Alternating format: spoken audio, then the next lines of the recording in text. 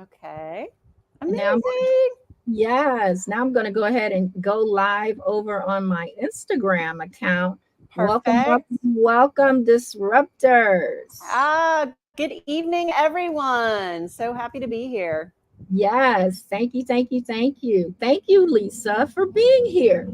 Welcome, everyone, to another coaching conversation. I've got my lovely guest here, Lisa Powell Graham, and Woohoo. we are going to be having a fun conversation today. Uh, Always. We're talking about empowering each other, how Yes, to land a TED style talk, and correct. ooh wee, the U.S. election. Yes, yes, I yes. love it. I This. love it. I love it.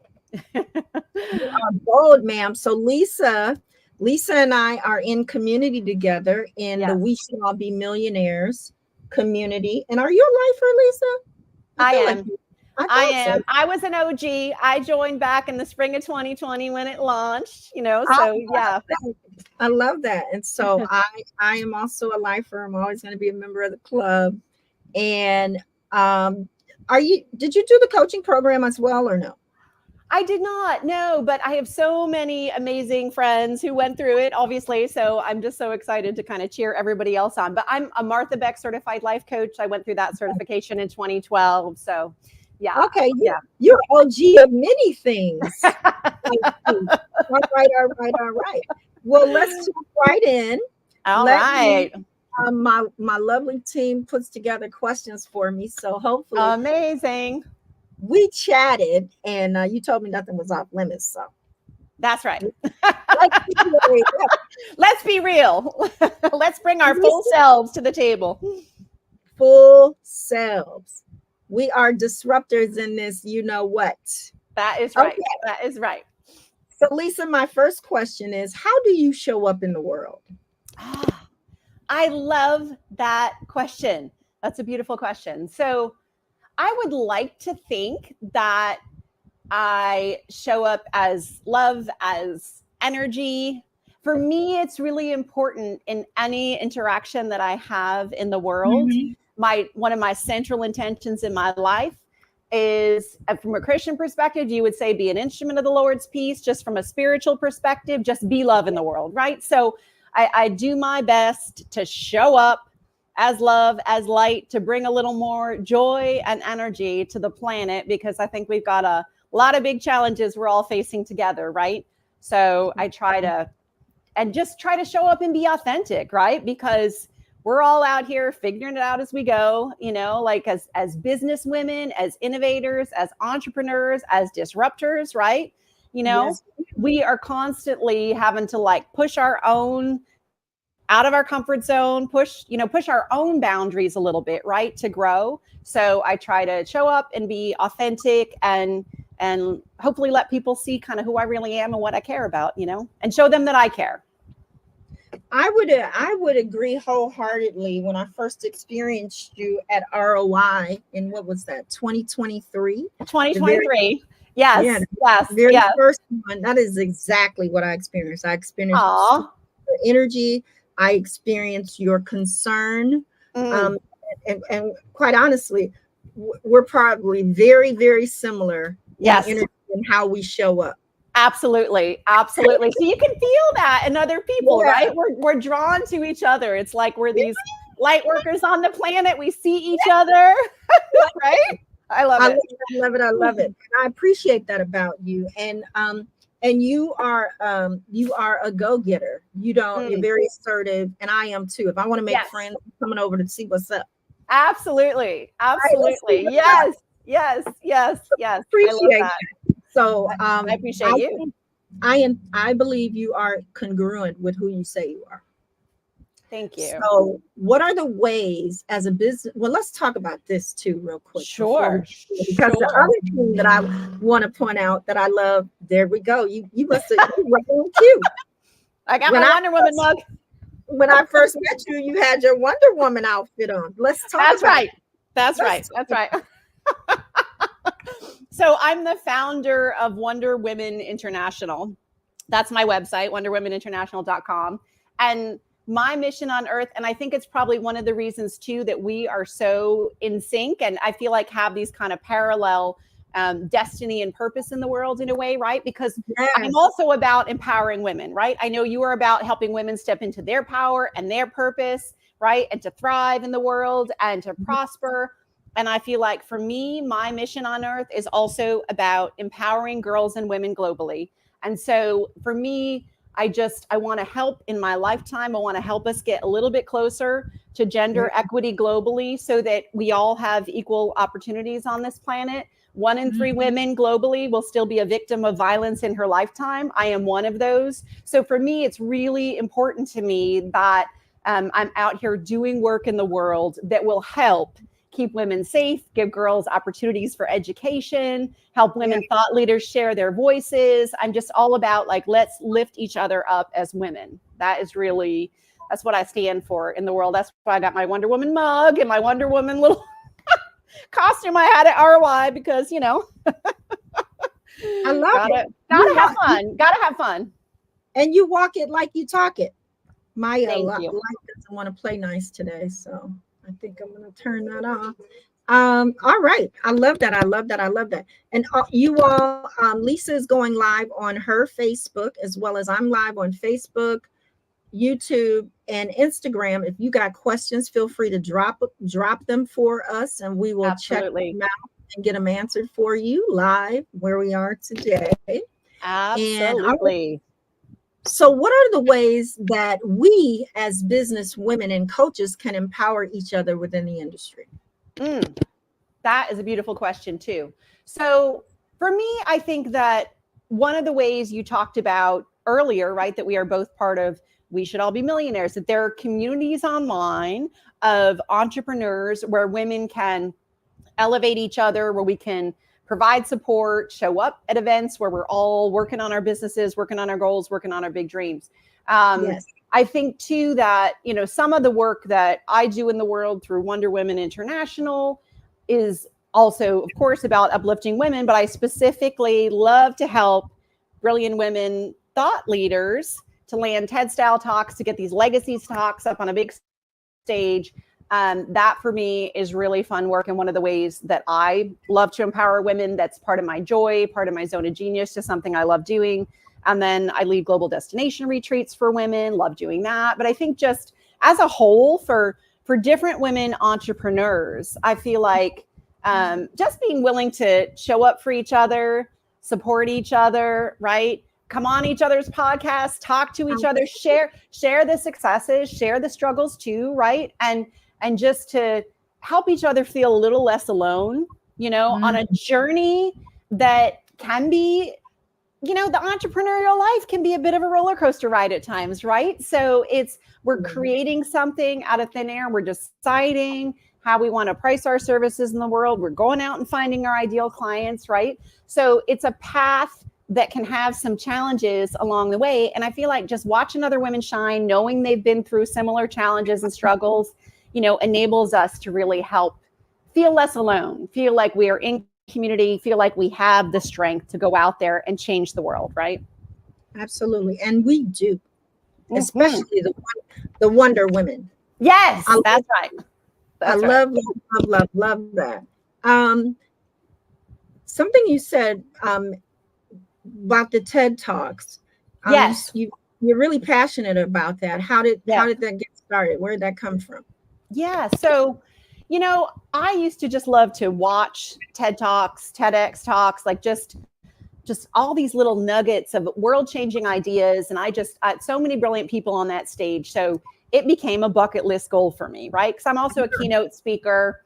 I love delivering inspirational keynote talks on women's leadership, on wellness in the workplace. Like I've been giving keynotes actively since about 2009. But then TEDx became part of the bucket list, right? So I went out there and landed myself a TEDx talk, the first one back in 2019 on why women will save the world. So anybody can go check out that talk on the TEDx site if you're interested. And so that one, I really talked about my passion for women's leadership, some of the unique qualities that women bring in leadership roles, some of the ways that women are actually uniquely qualified to be leaders, Just there's neuroscience showing that the adult women's brain is just exceptionally qualified for leadership. There, if you listen to my talk, you'll find all kinds of interesting information about this, and something that was fascinating to me.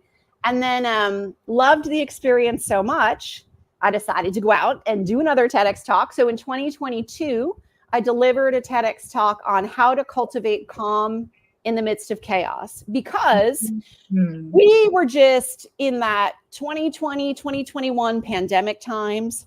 Yes. When there was lockdown, when things really changed, and talk about disruption, right? Everybody had to kind of scramble. How do I reinvent myself and my business? If you were somebody who worked in a workplace interacting with customers live, or if you were somebody who, your business depended on, you're in retail, or your business depended on live events, right? It was completely turned everything upside down, right? So we all had to kind of reinvent ourselves. And in that talk that I gave in 2022 at TEDx Oneonta, I wanted to share some of the tools that I use in my own life to help create more inner peace and calm, no matter what the external circumstances are, right? No matter how challenging. So I've been a meditation teacher for many years. I've been practicing daily meditation for almost 20 years now.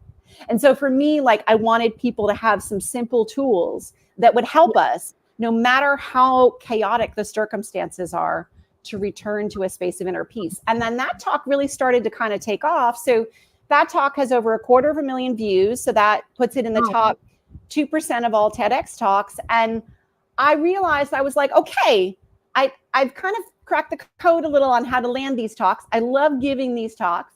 And I had gone back and I did some research, and I discovered that from 2006 till 2017, okay, and this body of thousands of TEDx talks that were given between 2006 and 2017, 2/3 of the speakers were men.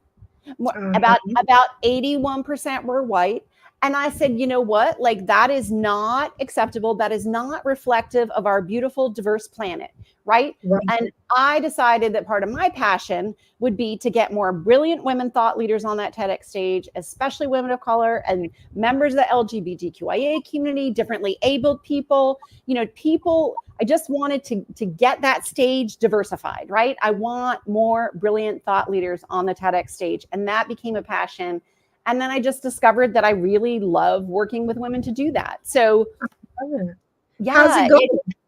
Great, amazing. So one of my TEDx clients in 2024, we actually landed her 2 TEDx talks in 2024 on 2 different topics. Because you can't give the same TEDx talk twice, thank you, but you can give them on different topics. And she actually then turned the topic of her first TEDx talk into a book, which is now going to publisher. So that was amazing. But for me, it's like the helping somebody take their life's mission, their legacy, their purposeful work, and distill it down into an idea worth spreading that you can share with the world. And you can go change the world in 18 minutes or less from that TEDx stage. It's such a wonderful opportunity to amplify your mission, your message, your voice, right? And build your platform, get more people aware of what you're up to in the world. So for me, it's very joyful work. It's very rewarding work, and definitely encourage everybody to go on that TED.com website and just check out all the TEDx talks on all these amazing topics, and maybe see where yours fits in, right? Because, if you need to land a TED talk, if you want to land a TEDx talk, come talk to me too, because I can help. I love doing it. With that said, do you only serve women? So excellent question. I have done public speaking coaching with men as well, because sometimes people will come to me, they're about to give a talk at a conference, they're giving their first keynote, they're speaking on a panel, and they need some guidance. So honestly, Selina, for me, it's really about values alignment, right? So I do a lot of my work is, as we know, as we've talked about, empowering women, right? But if a man comes to me and wants help with his public speaking, with a TEDx style talk, and we are in values alignment, right? That we elevate human rights in the world, that we stand up for democracy. We have sort of similar shared values and alignment. then absolutely, I am happy to. And of course, women, men, non-binary people, however anyone identifies. For me, it's really the Wonder Women piece is just because we haven't yet achieved gender equality and equal opportunities globally. So I'm always trying to help edge us in that direction. But yeah, I have helped some men thought leaders too with their talks, and so yeah, feel free to reach out if there are some good men out there who have questions too. Let me know. Right? Absolutely, that's fair. What are some of the requirements? I don't want to get into the whole list, but sure. Feels like, is that really lofty, or what does that really look like? Yeah. So with a TEDx talk, the challenging part is it's a very popular style of talk to give, right? So there are a lot of TEDx events around the world that happen every year. And they are organized by individuals who get a license from TEDx. So they have to agree to the terms of TEDx, which is, the talks have to be 18 minutes or less. You cannot, the TEDx speakers don't get paid to be on that TEDx stage, but it often turns into paid speaking opportunities later in your career, right? It can often help you with that. So, and the thing is that not everybody knows, and I didn't know until I went out there and tried to do this work, was that it can be very competitive. So a lot of TEDx events will get hundreds of applications. So typically they only accept about 1% to 5% of applications, meaning like 95% of TEDx applications will be rejected, right? On average. So because of that, I felt like, okay, helping people kind of have a guide on that journey because can be helpful, because you really, that particular stage is really about distilling down your work and your message and your mission into one single idea that you want to share with the world, right? So it's a very idea-driven, idea-based talk. And I think sometimes, just walking through that journey with somebody who's already been there, who's already done it successfully, who knows how to kind of help your application get to the top of the pile, just because I have a sense, of what makes for a clear and good application. But yeah, so it's, it can be a challenging process, but like anything else in life that's worth doing, right? We get out there in the arena, like Brene Brown likes to talk about the arena. We get out there in the arena so we can make things happen in the world. And, you're not going to get a home run every time you go up to bat, but if you apply for multiple TEDx events, then you're likely going to find the one that's the right match for you, right? And I love to help people in that process. I heard that. Okay, so apply for multiple TEDx events. Yes. That sounds like a cheat code to me. Right? Because it's when you think about it, if you were applying for a job, if you were applying to college, right? Typically, even if you have a number one college or job that you're really excited about, right? We're all kind of used to it that, so if I'm applying to this university or this job, I'm probably going to apply to multiple jobs and universities, and you'll have kind of your number one choice and your backup choices, and right? Because, it just, none of us can guarantee that the people on the committee who are making the decisions, right? There are a lot of variables, right? So we just don't know. Will our idea fit into the mix of their event for that particular occasion? It's sometimes takes a couple tries, but I feel it's worth it. And it's a kind of a beautiful challenge, because you memorize your TEDx talk, right? You don't have notes. You don't have a teleprompter, right? You're out there on that stage delivering your talk. And so I help people come up with a schedule to rehearse your talk, and, just you can feel more comfortable when you're out there on that stage. But it's a good kind of challenge, right? It's one of these challenges that we can say, I did that thing, right? And it's me up a little bit here. I never considered doing one, but I'm like, I could see myself doing that. I could see you doing it. Let's get you on that stage, right? So, so like I said, it just, it's one of these things in life where you're going to have to put some work in and put a little time into it. But for me, the reward that you get kind of on the other side of it is worth it, because you know that you've put your ideas out there in the world that you feel are like your world changing idea. It's out there. Absolutely. You're reaching people. And like I said, it can end up boosting your speaking career. You know, one of my clients is turning hers into a book. There's just so many things you can do with it. Yeah, So I love that. And you know, a girl loves options. So yes. sounds Sounds like a plan. like a plan. Let's shift gears a little bit. Okay. I am known as the DisruptHer coach, and I'm extremely curious. What have you had to disrupt in your life? Oh, I love that. I love that. That's an amazing question too. So, you know, what comes to mind when you say that? So back in 2020, and that was a year where so much was happening in the world, right? The pandemic, we should all be millionaires, but it was also when George Floyd was murdered, and the Black Lives Matter movement was really spreading around the world, right? And just getting more visible, like people were really understanding more than I think people had before, just that this is not something we can tolerate in our country, right? That we cannot let this continue. We all have to speak out. And at the time, so I used to be a professional swing dancer.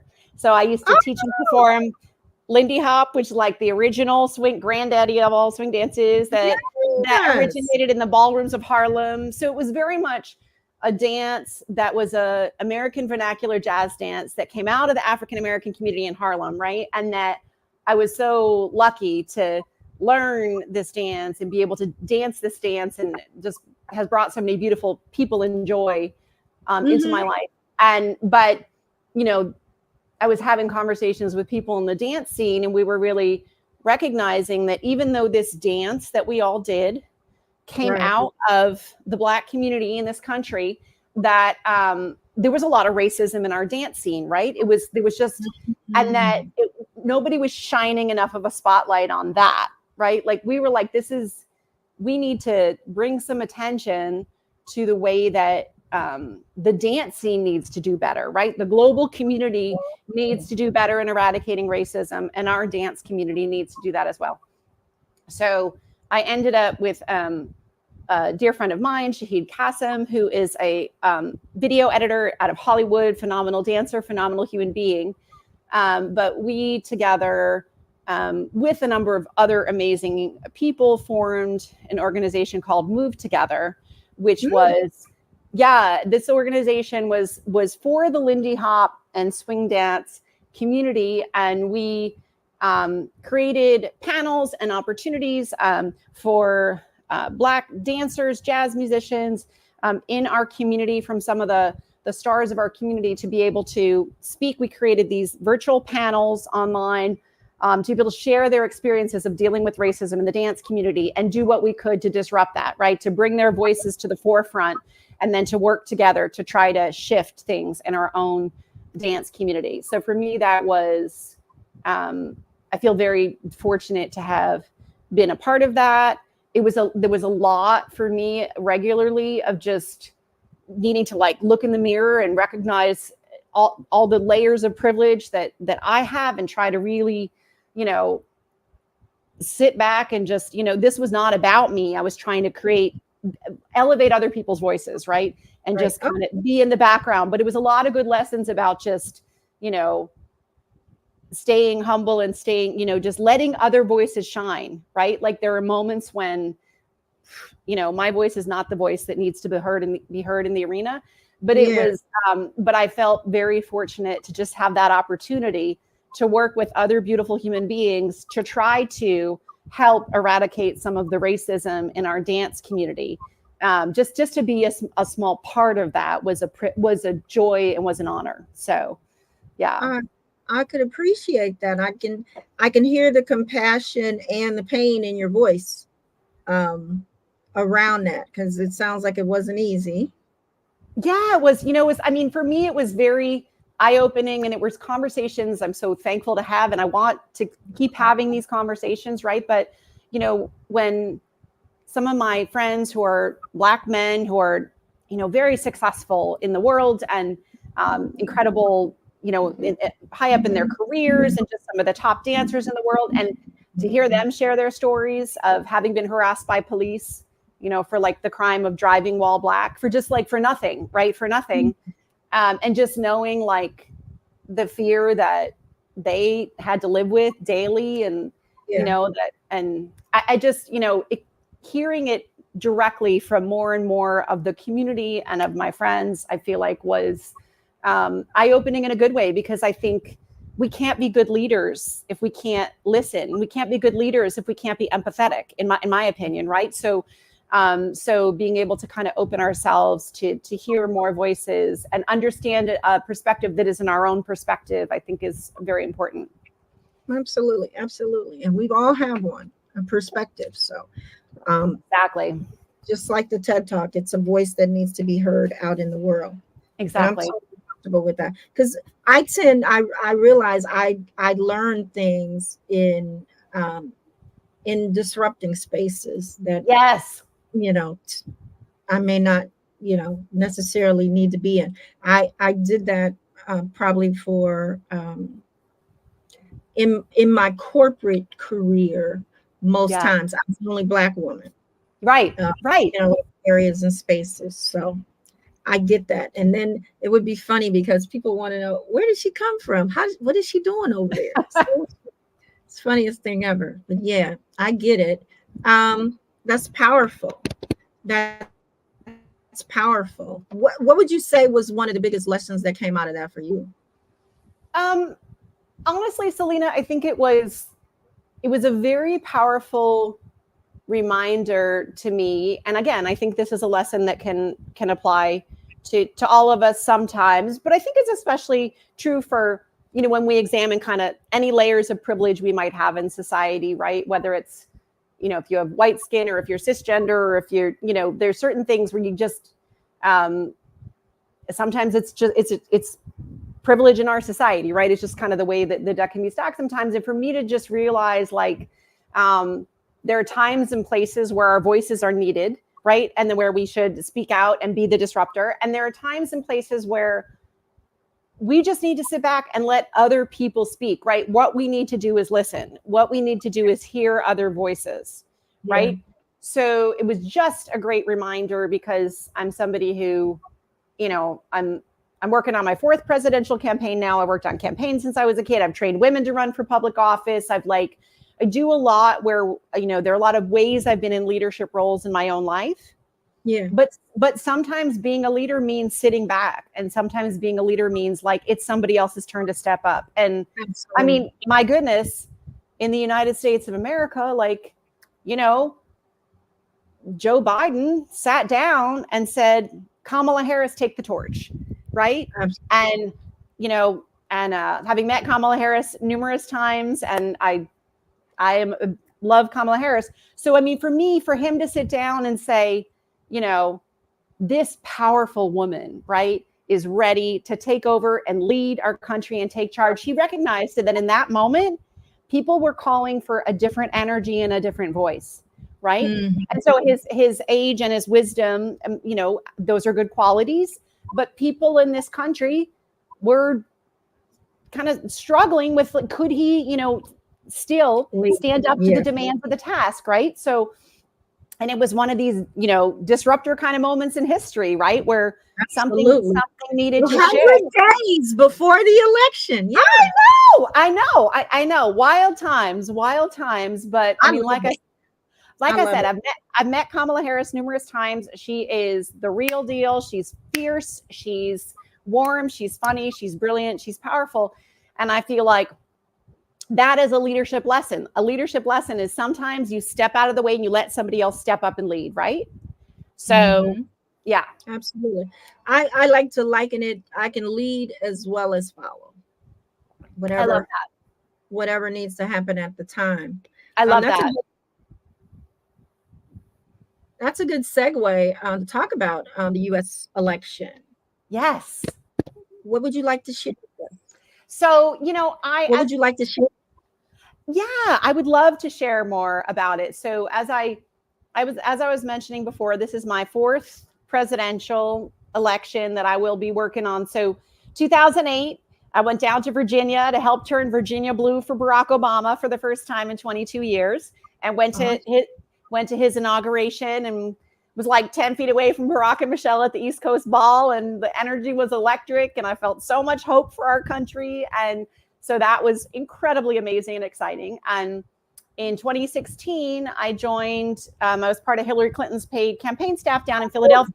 So I went and lived in Philadelphia for a couple months. I worked, campaigns, presidential campaigns. When you're staff, you're working 17-hour days, 7 days a week. It's a lot. But I really felt that it was important. And I recognized that I felt that Donald Trump was a dangerous person to have in a leadership role. So, I said, I'm going to go out there. I'm going to help get Hillary Clinton elected. And, we did win by 3 million popular votes in Philadelphia. The Electoral College kind of disrupted that, right? But, our district in Philly, it was 96% voted for Hillary Clinton, right, in West Philly. And, we had a higher voter turnout and higher victory margin than ever before in Philadelphia. So everybody in that team and on the ground and the voters did their work, right? But we didn't get the results we wanted. So we're going to get different results in 2024. So, and then I worked for the Biden-Harris campaign.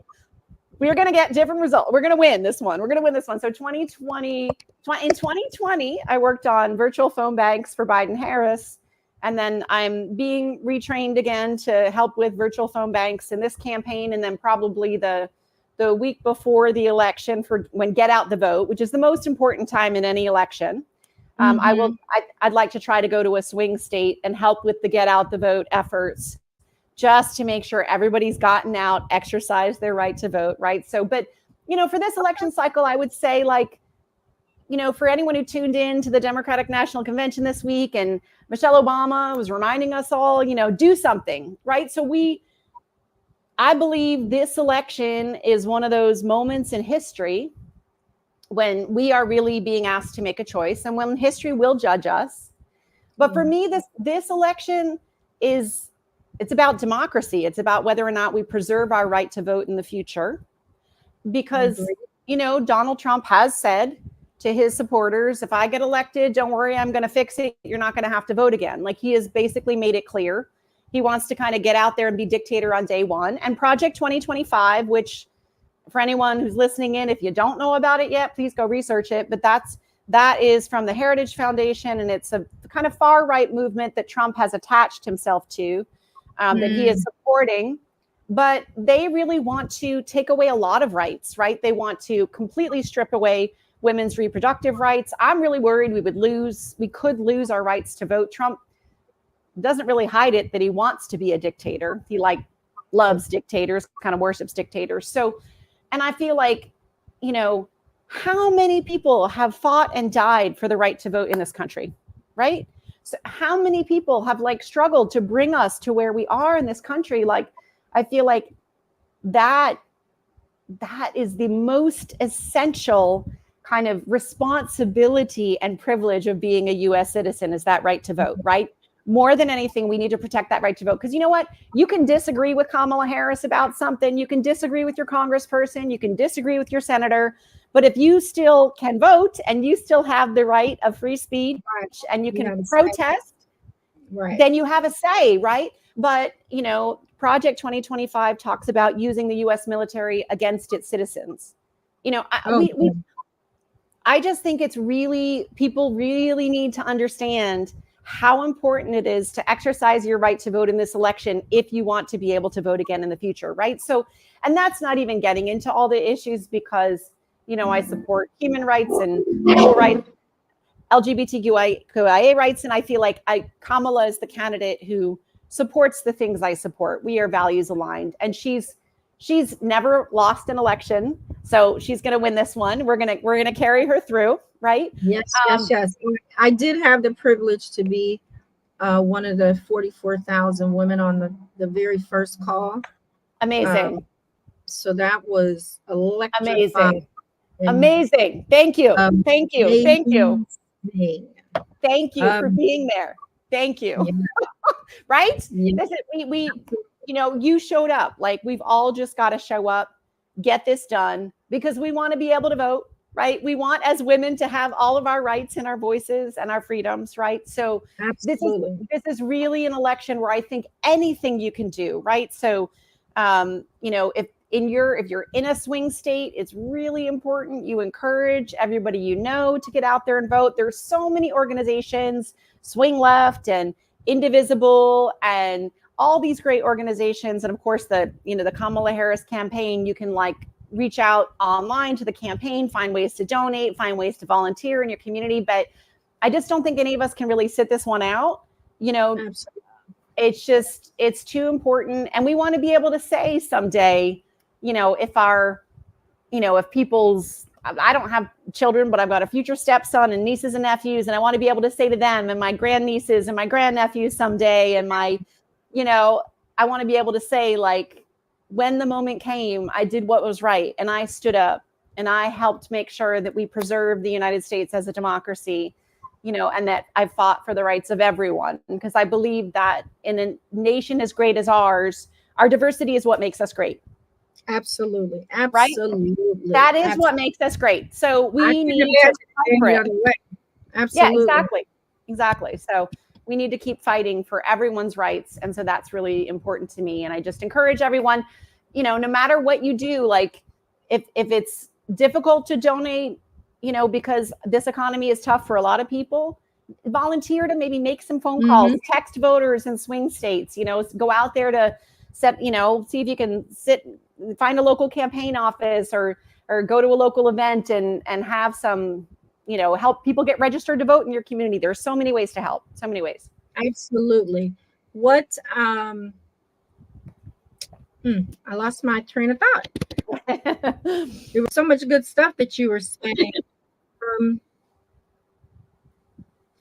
It'll come back. It's a really historic election. You know, it's a really historic election that will help determine how things go. It's going to impact what democracy looks like globally as well. So I feel like it's just one of these moments when, if you think of any of the leaders you admire, right? So I've got like, I do have a Kamala Harris for the People poster on my wall over there, you know, but I've got like the Reverend Dr. Martin Luther King, you know, is on my wall, and President John F. Kennedy's on my wall. Like, I have portraits of some of my heroes. And when we think about our heroes, right? In those moments in history when things were on the line, they used their voices and they stood up and they did what was right, right? And I just feel like we all we all have a voice, we all can have impact, right? We all can reach people in our own communities and circles and worlds. Absolutely. And I just feel like absolutely. We need to unify around this to really just stand up for what makes our nation great, which, like I said, I think what makes us great is our diversity. So that is what I stand for. So my question came back. I was wondering, did you make it to the DNC? You know, I would have loved to have gone this year. It was not in the cards. I have a project where I'm helping a client ghostwrite a book, and we had pre-booked some time to do that, and we were enthusiastically watching the DNC every evening and cheering everybody on. So it is definitely a life goal to get to the DNC at a future time. But I would have loved to have been there live. It was amazing. Awesome. Well, so in other words, get fired up. Yes. Here. How many days? I don't know what the calendar is. We are 74 days, something like that. We are down to like under 100 days left. It's not a lot of time. Absolutely. So everything counts, right? Everything you can do matters. Yeah. And part of that is just, I feel part of that is educating folks on Kamala's record, like what the real truths are. Yes. And there are a lot of good, wonderful sites where you can find that. Actually, I wanted to look at the name of I'll put it in the notes of Perfect. I think it's, I don't want to say it wrong, but it's Black Women Win or something like that. Okay. Yeah. There are a And lot of great organizations working on it. absolutely. And I apologize that I should have wrote that down. Actually, I have it written down, but it's on my phone, and I'm using my phone to record behind the scenes today. So there you go. There you go. You just drop it in those notes. But Kamala is a very powerful woman. And, I first met her. After graduate school, I got my master's in public administration at the Harvard Kennedy School. And then I was hired by Gavin Newsom, who used to be mayor of San Francisco before he was the governor. I went to work for Gavin in San Francisco in 2005. I was writing a strategic plan for performance management for the city and county of San Francisco. Super fun job. But at the time, one of my supervisors on the job, who became a dear friend, Hadeed, who's a national leader on the pro-choice and reproductive rights movement. And she's still very close to Kamala. I think it was through Hadeed originally, probably, that I met Kamala at a political event in San Francisco. And then years later, 2018, I was campaigning for the Democrats in Las Vegas. I was out there campaigning for Senator Jackie Rosen and some other Democrats. And I was working in a campaign office, and Kamala walks in and she gave this electric speech about just, getting out there when the moment is right, when it's your time, and other people tell you to sit down, but this is the moment when you can make a difference. And she talked about some of her early campaigns, setting up outside a supermarket with she would have an ironing board and tape a campaign sign to the front of the ironing board and stand outside the supermarket and just chat with anybody who would walk by, in her early campaign. Yeah. So she was just out there talking to the people, and she and I chatted and talked about our mutual friends from San Francisco and everything going on in the world. And it was just a joy. So she's, I really hope people get to learn more about who she truly is. And she's very family oriented, and loves to cook, loves to dance. She's very, human too. She's a real person out there in the world who's been doing hard work for a long time to try to protect people.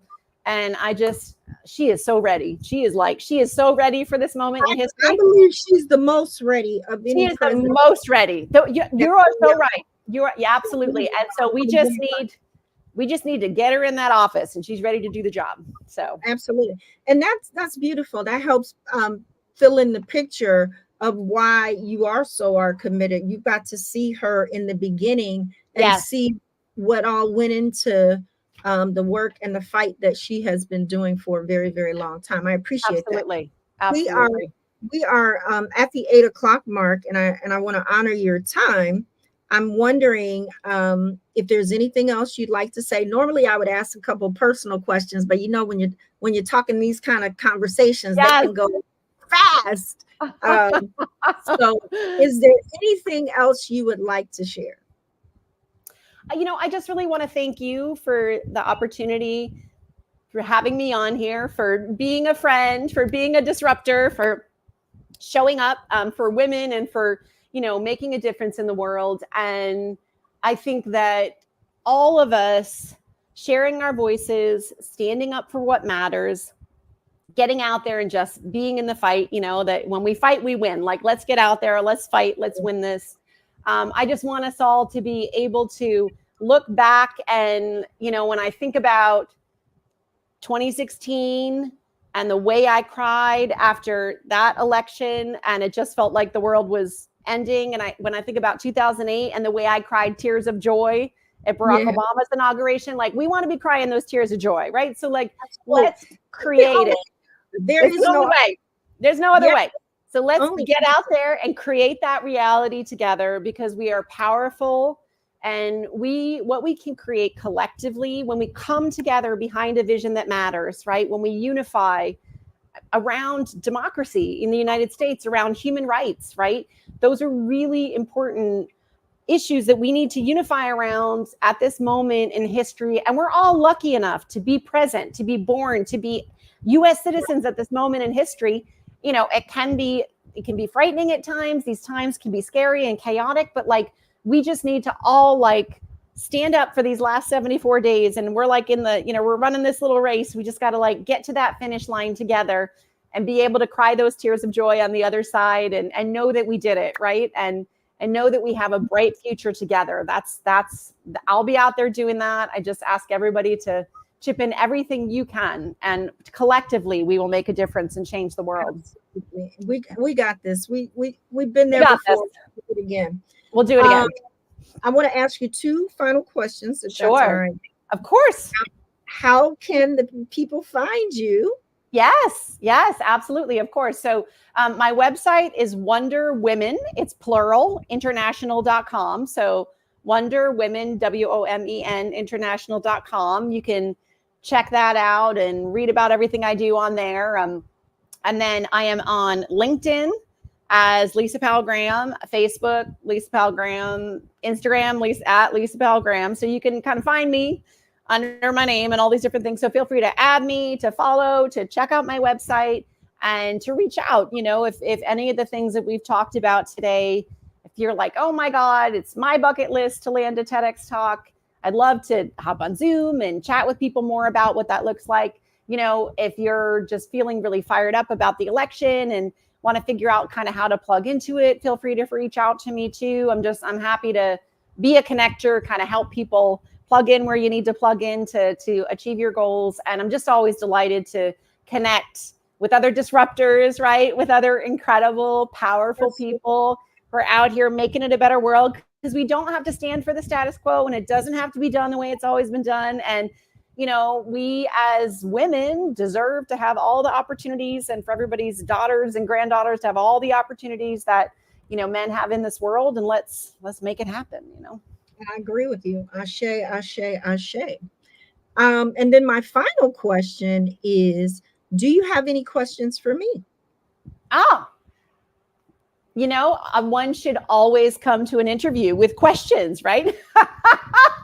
I know this from like job interviews and college interviews. I am really curious to know. I'm curious to know because it's at the heart of your business and who you are, right?